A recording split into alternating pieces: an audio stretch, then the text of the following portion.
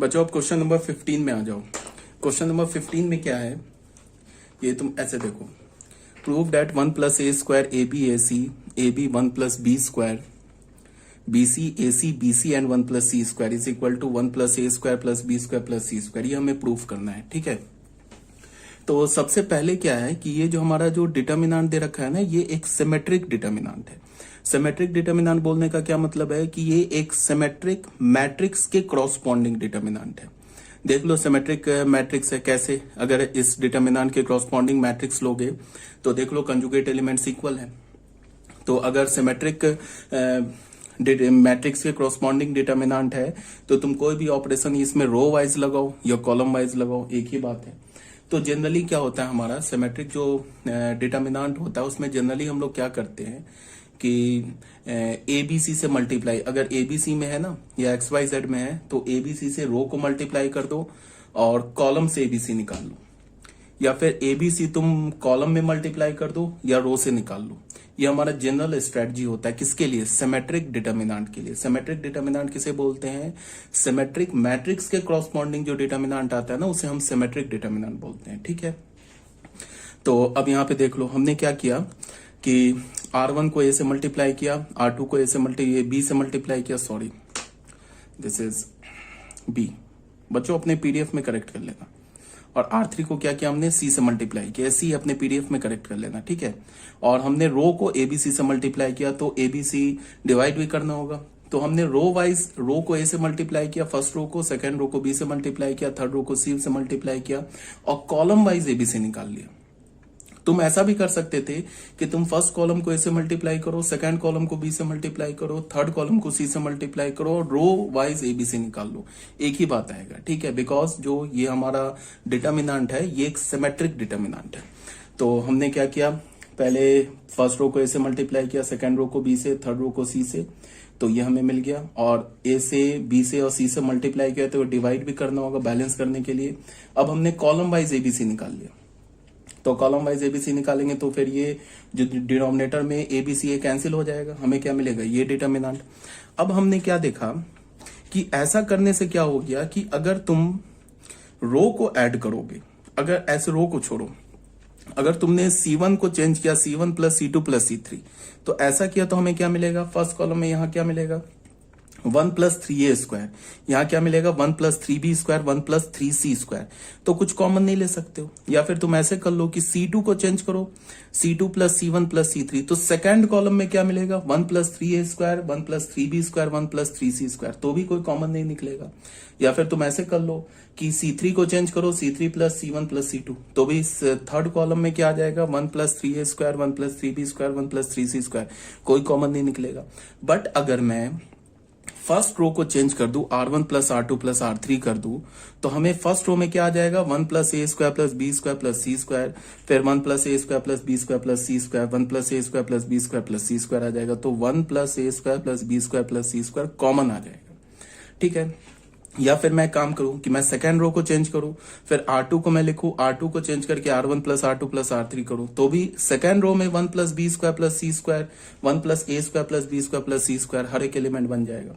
या फिर मैं थर्ड रो को चेंज करूं, R3 को चेंज करूं, R3 plus R1 plus R2 कर दूं, तो थर्ड रो का हर एक element 1 plus a square plus b square plus c square आ जाएगा। तो 1 plus a square plus b square plus c square तुम कॉमन ले सकते हो, ठीक है। तो हमने क्या किया, R1 को चेंज किया, R1 plus R2 plus R3 कर दिया, इसको हमने कॉमन निकाल लिया। अब फिर मैंने क्या बोला है कि अगर तुम्हें पूरे डिटर्मिनेंट चैप्टर में अगर तुम्हें कोई भी एक रो या कोई भी एक कॉलम का हर एक एलिमेंट तुम्हें 1 1 दिख जाए, तो तुम क्या करो, एक 1 को यूज करके अगले 2 1 को 0 बना सकते हो। मान लो मैंने क्या किया, C1 को चेंज किया C1 माइनस C3 कर दिया, फिर C2 को चेंज किया C2 माइनस C3 कर दिया, तो ये 2 0 हो जाएगा। और जिस रो या जिस कॉलम में 2 0 आ जाए उसी रो उस कॉलम से तुम डिटर्मिनेंट को एक्सपेंड कर दोगे तो हमें एक 2 बाई 2 ऑर्डर का डिटर्मिनेंट मिल जाएगा। तो हमने क्या किया, C1 माइनस C3 किया, C2 माइनस C3 किया, तो हमें ये मिल गया। ये मिला तो हमने क्या देखा, अब हमें क्या मिल रहा है, एक्चुअली फर्स्ट कॉलम में भी 2 0 मिल गया, फर्स्ट रो में भी 2 0 मिल गया। तो तुम चाहो तो फर्स्ट रो के लॉन्ग एक्सपेंड कर दो, फर्स्ट कॉलम के लॉन्ग एक्सपेंड कर दो, सेम ही रिजल्ट आएगा। तो हमने क्या किया कि इसको फर्स्ट कॉलम के लॉन्ग एक्सपेंड कर दिया। तो फर्स्ट कॉलम के लॉन्ग एक्सपैंड कर दिया तो हमें क्या मिल गया, 1 प्लस ए स्क्वायर, ये मिला ना। हमने फर्स्ट कॉलम नहीं, फर्स्ट रो के लॉन्ग एक्सपैंड कर दिया तो ये हट गया, ये हट गया, तो ये 4 एलिमेंट का डिटर्मिनेंट मिला। इसका वैल्यू क्या होगा, 1। तो 1 plus a square plus b square plus c square into 1 is 1 plus a square plus b square plus c square. ये प्रूफ हो गया हमारा, ठीक है। अब बच्चों आ जाओ क्वेश्चन नंबर 16 में। देखो ये जो क्वेश्चन नंबर 16 है ना, ये एनसीईआरटी का क्वेश्चन है। इसमें एक्स वाई जेड की जगह ए बी सी लिखा हुआ है, ठीक है बच्चों। इसमें एक्स वाई जेड की जगह क्या लिखा है, ए बी सी। तो ये क्वेश्चन है एनसीईआरटी का, मैंने ए बी सी की जगह एक्स वाई जेड लिख दिया है। तो यहाँ पे क्या दे रखा है, ये डिटर्मिनेंट लेफ्ट हैंड साइड में है, इसको हमें राइट हैंड साइड के इस एक्सप्रेशन के इक्वल प्रूफ करना है, तो ठीक है।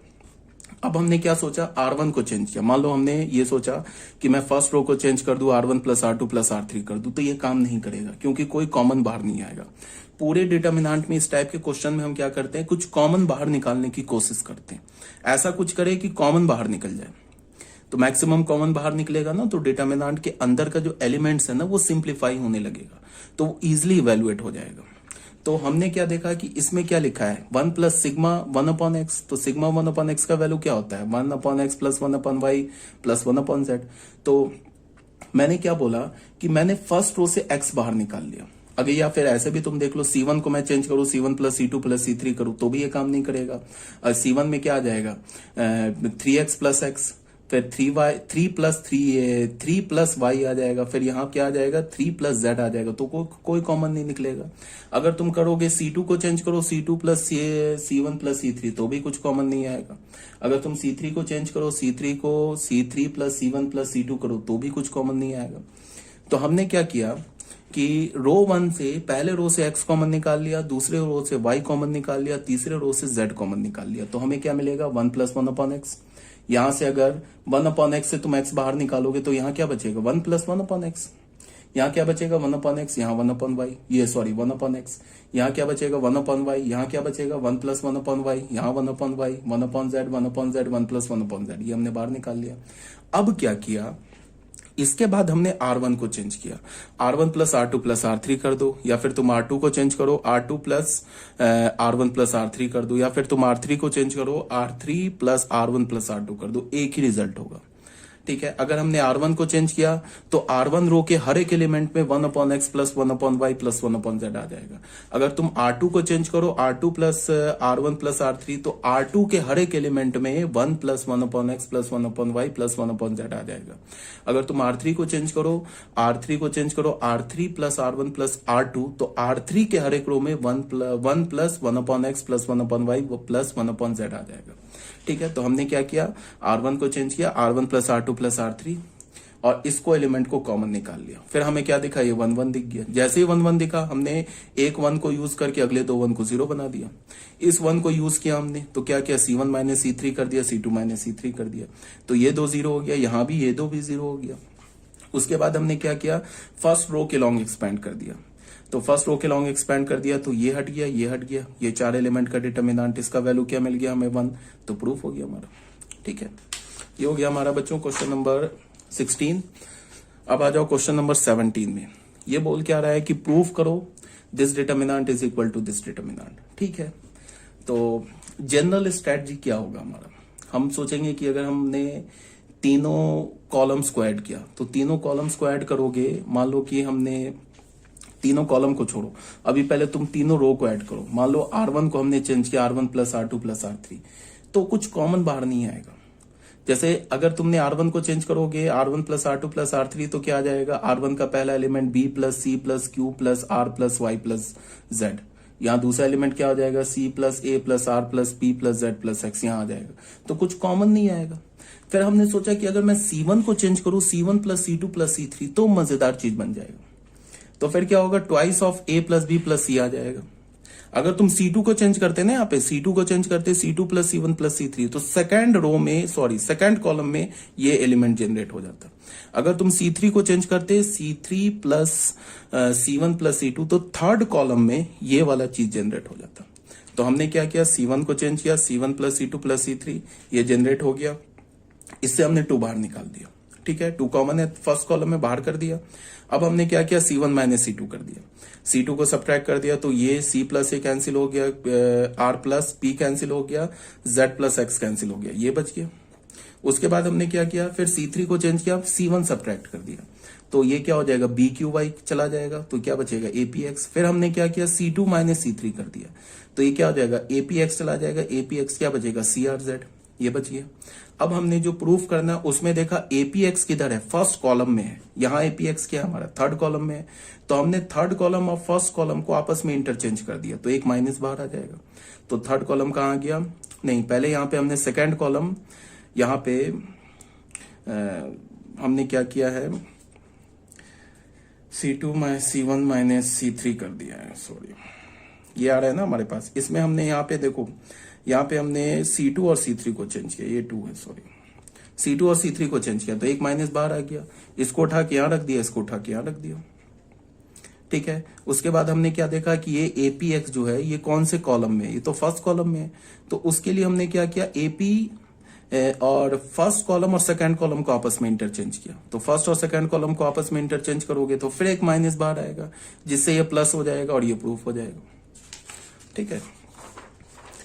तो देखो इसमें लिखने की जरूरत नहीं है, अगर बोलोगे तो मैं लिख के भी सॉल्व कर दूंगा, बट इसमें जरूरत नहीं है। रीजन ये है कि लिखने में काफी टाइम लगेगा और यही सब लिखूंगा जो मैं समझा रहा हूं। अगर तुम मेरे बात को ध्यान से सुन रहे हो तो कहीं कोई प्रॉब्लम नहीं आनी चाहिए। क्वेश्चन नंबर 18 देखो क्या है। क्वेश्चन नंबर 18 में बोल रहा है find a quadratic polynomial 5x, एक क्वाड्रेटिक पॉलिनोमियल 5x बनाओ whose zeros are the maximum and minimum value of the function. क्या बोल रहा है कि एक ऐसा क्वाड्रेटिक एक्सप्रेशन बनाओ, पॉलिनोमियल, क्वाड्रेटिक पॉलिनोमियल बनाओ जिसके जीरो किसे बोलते हैं, रूट को, जिसके जैसे क्वाड्रेटिक मैंने एक्सप्रेशन बोला तो क्वाड्रेटिक एक्सप्रेशन का रूट जीरो होता है एंड क्वाड्रेटिक इक्वेशन का रूट होता है। जैसे मैंने ऐसे बोला ना, जैसे इसको नहीं देखो, जैसे मैंने बोला x माइनस 2 x माइनस 3, इसे ही मैंने क्या बोला, क्वाड्रेटिक पॉलिनोमियल बोला, तो इसका जीरो होगा। इसका जीरो क्या होगा, x इज इक्वल टू 2 और 3 डालो, ये जीरो हो जाएगा। अगर मैंने px को जीरो कर दिया तो इसका मतलब क्या हो गया, x minus 2 x minus 3 zero हो गया। तो यहां फिर x इज इक्वल टू 2 और 3 क्या हो गया, इस क्वाड्रेटिक, ये क्या बन गया, क्वाड्रेटिक इक्वेशन बन गया ना, तो इस क्वाड्रेटिक इक्वेशन का ये रूट हो गया और ये क्या हमारा क्वाड्रेटिक पॉलिनोमियल है तो उसका ये जीरो हो गया। तो क्या बोल रहा है कि एक ऐसा क्वाड्रेटिक पॉलिनोमियल बनाओ जिसका जीरो इस फंक्शन का मैक्सिमम और मिनिमम वैल्यू हो। ये जो डिटर्मिनेंट में दे रखा है ना, ये डिटर्मिनेंट जो है ना एक फंक्शन आएगा, क्यों, बिकॉज इसके जो एलिमेंट्स है ना वो फंक्शन में, तो जब इसको तुम इवेल्युएट करोगे तो ये भी एक फंक्शन आएगा। तो क्वेश्चन में बोल रहा है कि एक ऐसा क्वाड्रेटिक पॉलिनोमियल बनाओ जिसका जिसका जीरो इस फंक्शन का मैक्सिमम और मिनिमम वैल्यू है। तो पहला हमारा टारगेट क्या होगा, इस फंक्शन का मैक्सिमम और मिनिमम वैल्यू निकालना। तो एक रास्ता क्या, हम आंख बंद करके किसी भी रो कॉलम के लॉन्ग एक्सपेंड कर दे। दूसरा रास्ता क्या है, ये पहले इसमें कुछ डिटर्मिनेंट की प्रॉपर्टी लगा के इसे कुछ छोटा कर ले, शॉर्ट फॉर्म में ले आए, उसके बाद इसे इवेल्युएट करे। तो मुझे क्या दिख रहा है, मुझे दिख रहा है कि अगर मैंने C1 प्लस C2 कर दिया तो चीजें आसान हो जाएंगी। Cos square plus sine square 1 हो जाएगा, तो हमने C1 प्लस C2 कर दिया, तो यहाँ क्या हो गया, 1 plus sine square x plus cos square x, ये हो गया 2। यहाँ पे क्या हो गया, 1 plus sine square x plus cos square x, ये हो गया 2। यहाँ क्या हो गया, sine square x plus cos square 1 हो गया। Second column third column as it is रह गया। उसके बाद हमने क्या किया कि R1 को चेंज किया R1 माइनस R2 में, ठीक है। R1 को हमने चेंज किया R1 माइनस R2। क्यों किया R1 माइनस R2, बिकॉज मुझे अगर R1 माइनस R2, इसको मैं नहीं देख रहा हूं, इसको देख रहा हूं, ये जीरो बन जाएगा, यहाँ पे ये जीरो जनरेट हो जाएगा, इसीलिए मैंने R1 माइनस R2 कर दिया। फिर R2 को चेंज किया R2 माइनस 2 R3। ऐसा क्यों किया, अगर मैं इसको 2 से मल्टीप्लाई करके इसमें सब्ट्रैक्ट कर दूं तो ये जीरो बन जाएगा, तो ये जीरो बन गया, ये जीरो बन गया, तो फिर मैं फर्स्ट कॉलम से इवेल्युएट कर दूंगा। तो यहां मैंने जीरो बना दिया, ऐसा करके देख लेना, R1 माइनस R2 कैलकुलेट कर लेना, ये सब आ जाएगा, और R2 माइनस 2 R3 करना, ये बन जाएगा। उसके बाद मैंने फर्स्ट कॉलम से इवेल्युएट कर दिया, तो ये हटेगा, ये हटेगा, ये 4 एलिमेंट आ जाएगा, इसका डिटर्मिनेंट आ जाएगा। तो इसको इससे मल्टीप्लाई करेंगे तो क्या होगा, 2 प्लस साइन एक्स, ये तो जीरो हो जाएगा। तो इस फंक्शन का वैल्यू हमें क्या मिल गया, 2 plus sine x, 2 plus sign 2x। अब इस 2 प्लस साइन 2x का हमें मैक्सिमम और मिनिमम वैल्यू निकालना है। तो वो कैसे निकलेगा, साइन 2x का मैक्सिमम मिनिमम वैल्यू क्या होता है, -1 से 1, तो 2 ऐड कर दिया, तो यहां भी 2 ऐड करना होगा, यहां भी 2 ऐड करना होगा, तो 2 प्लस साइन 2x का मिनिमम वैल्यू क्या होगा 1, मैक्सिमम वैल्यू क्या होगा 3। यही तो 2 प्लस साइन 2x हमारा fx है। तो fx का मिनिमम वैल्यू हमें क्या मिला 1, मैक्सिमम वैल्यू क्या मिला 3, तो मैक्सिमम ऑफ fx 3 हो गया, मिनिमम ऑफ fx 1 हो गया। अब क्वाड्रेटिक पॉलिनोमियल को कैसे लिखते हैं, ऐसे लिखते हैं ना, x square minus alpha plus beta x into alpha beta, ऐसे लिखते हैं ना। तो अल्फा का वैल्यू 3 ले लिया, बीटा का वैल्यू 1 ले लिया, क्वाड्रेटिक पॉलिनोमियल बना लिया, ये हमारा आंसर हो गया। अब बच्चों ये जो क्वेश्चन है ना, ये एनसीईआरटी का क्वेश्चन है, ये मिसलेनियस का फर्स्ट एग्जाम्पल है शायद, ठीक है। इसमें क्या बोल रहा है, ये भी बहुत इजी क्वेश्चन है। इसमें बोल रहा है if a b c are positive and unequal, a b c जो है वो पॉजिटिव रियल नंबर भी है और अनइक्वल भी है, मतलब ए बी के बराबर नहीं है, बी सी के बराबर नहीं है, ए सी के बराबर नहीं है, ठीक है। एबीसी पॉजिटिव भी है, अनइक्वल भी है, तो प्रूफ करो कि इस डिटर्मिनेंट का वैल्यू नेगेटिव, ये जो डिटर्मिनेंट है नेगेटिव है। तो सबसे पहले हमने क्या किया कि इस डिटर्मिनेंट का को इवेल्युएट किया। तो इवेल्युएट तो बहुत आसान है, ऐसे ही दिख रहा है कि अगर मैं तीनों कॉलम को ऐड कर दूं तो एबीसी जनरेट हो जाएगा फर्स्ट कॉलम में। तो हमने कर दिया, C1 को चेंज कर दिया, C1 plus C2 plus C3। अगर तुम C2 को चेंज करोगे, C2 plus C1 plus C3, तो सेकंड कॉलम में एबीसी जनरेट हो जाएगा। अगर तुम C3 को चेंज करोगे, C3 plus C1 plus C2, तो थर्ड कॉलम में एबीसी जनरेट हो जाएगा, A plus B plus C। तो हमने क्या किया, C1 को चेंज किया, C1 plus C2 plus C3, तो हमें क्या मिला, फर्स्ट कॉलम में A plus B plus C generate हो गया, ठीक है। अब हमने A plus B plus C को बाहर निकाल दिया, तो फिर फर्स्ट कॉलम हमारा 1 हो गया। तो जैसे ही हमें फर्स्ट कॉलम का तीनों एलिमेंट 1 दिखा, तो हमने क्या किया, एक 1 को यूज करके अगले 2 1 को 0 बना दिया। क्या बनाया हमने, किया R1 को चेंज किया, R1 माइनस R3 कर दिया, R2 को चेंज किया, R2 माइनस R3, ये बच गया। अब हमने फर्स्ट कॉलम के लॉन्ग एक्सपैंड कर दिया, तो ये खत्म, ये खत्म, ये 4 एलिमेंट का डिटर्मिनेंट मिलेगा, ठीक है। तो हमने ये 4 एलिमेंट का डिटर्मिनेंट ले लिया। अब हमने डेल्टा क्या लिखा, एबीसी, इस ये 2/2 ऑर्डर का डिटर्मिनेंट है, इसको हमने इवेल्युएट कर लिया। कैसे करेंगे, b माइनस ए इंटू ए माइनस बी माइनस सी माइनस ए इंटू सी माइनस बी। इसको सॉल्व किया तो ये ए बी कैंसिल हो गया, ये मिल गया हमें। इससे हमने माइनस बाहर निकाल लिया, माइनस बाहर निकाला तो minus of a plus b plus c मिल गया। ये जो निगेटिव में टर्म्स है ये पॉजिटिव हो गया, जो पॉजिटिव में टर्म्स है ये निगेटिव हो गए।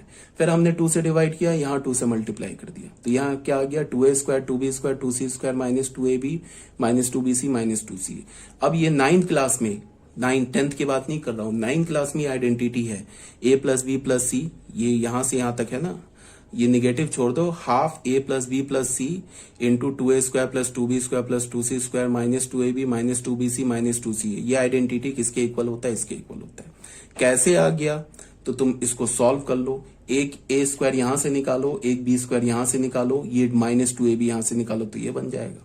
एक b स्क्वायर यहां से निकालो, एक c स्क्वायर यहां से निकालो और माइनस 2bc यहां से निकालो, तो ये बन जाएगा, ठीक है।